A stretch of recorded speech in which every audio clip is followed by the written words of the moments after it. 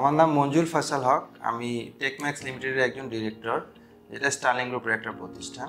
আমি এই আরএমজি ইন্ডাস্ট্রিতে 15 বছর ধরে কর্মরত আছি। আমি বিভিন্ন ধরনের প্রোডাক্ট লাইন নিয়ে কাজ করি, যেমন ডেনিম, জ্যাকেট, ক্যাপ এবং সোয়েটার, এবং আমাদের একটা ওয়াশিং প্ল্যান্টও রয়েছে। আমার বিভিন্ন সাইজ এবং ক্যাটাগরির ফ্যাক্টরির সাথে আমি কাজ করি। যেমন আমার একটা টুপি ফ্যাক্টরি রয়েছে, যেটা প্রায় 800 লোকের একটা ফ্যাক্টরি, যেটা একটা এসএমই ফ্যাক্টরি বলে। এবং আমার আলহামদুলিল্লাহ একটা বড় ফ্যাক্টরি রয়েছে, যেখানে প্রায় 4 থেকে 5,000 লোক কাজ করে। আমি দেখছি যে এসএমই ফ্যাক্টরি চ্যালেঞ্জ আর বড় ফ্যাক্টরি চ্যালেঞ্জ একই রকম নয়। আমি দেখলাম যে আমাদের এসএমই নিয়ে অনেক বেশি করে কাজ করা দরকার। একটা বড় ফ্যাক্টরির ভয়েস যত সহজে বিজিএমএ পর্যন্ত পৌঁছায়, একটা এসএমইর ভয়েস ওভাবে বিজিএমএ পর্যন্ত পৌঁছাতে পারে না।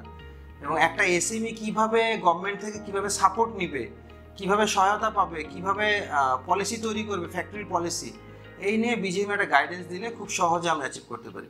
একটা ছোট ফ্যাক্টরি নিয়ে যখন আমরা কাজ করি, তখন ফ্যাক্টরিতে আমরা একটা কমার্শিয়াল ম্যানেজার, একটা কমপ্লেক্স ম্যানেজার, একটা ফায়ার সেফটি অফিসার, বিভিন্ন পজিশন আছে, সবগুলো পজিশন আমরা ফিল আপ করতে পারি না, কারণ ওই কস্টে আমরা পোষাইতে পারি না। এবং ধরেন একটা ইআরপি ইনস্টল করা, একটা ইআরপি ধরেন $2 লক্ষ বা $1 লক্ষ দাম, এটা আমরা খুব সহজে একটা এসএমই কীভাবে ইনস্টল করবো। আমরা চিন্তা করলাম যে যদি আমি বিজিএমএতে আসি, তাহলে এসএমইগুলোকে নিয়ে বিশেষভাবে কাজ করতে হবে। যেমন বিজিএমএ থেকে যদি সেন্ট্রাল ইআরপি দিয়ে দেয়, হ্যাঁ, যে এই সফটওয়্যারটা আপনার মেনটেন করলে আপনার ব্যবসাটা আরও সহজভাবে ম্যানেজমেন্ট করতে পারবেন। আপনার সেন্ট্রাল এইচআর ম্যানেজমেন্ট সফটওয়্যার হইতে পারে, সেন্ট্রাল ইআরপি হইতে পারে, তখন খুব সহজে আমরা জিনিসটা আগায় নিতে পারবো। আবার বিশেষ করে যে ব্যাংকিং সহায়তাগুলো আছে, এগুলা এসএমই আসলে খুব সহজে তারা ফাইল, কাগজপত্র এগুলো তৈরি করতে পারে না একটা ছোট ফ্যাক্টরির জন্য।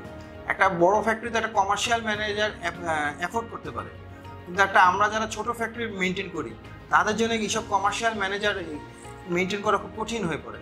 কিন্তু আমরা যখন ব্যাংকের একটা ম্যানেজারের কাছে যাই, আমি এসএমই হয়ে, তখন কিন্তু ম্যানেজার থেকে ওই ধরনের ফিডব্যাক আমরা পাই না, যখন আমরা একটা বড় ফ্যাক্টরির রিপ্রেজেন্টেটিভ হয়ে ম্যানেজারের সাথে দেখা করি।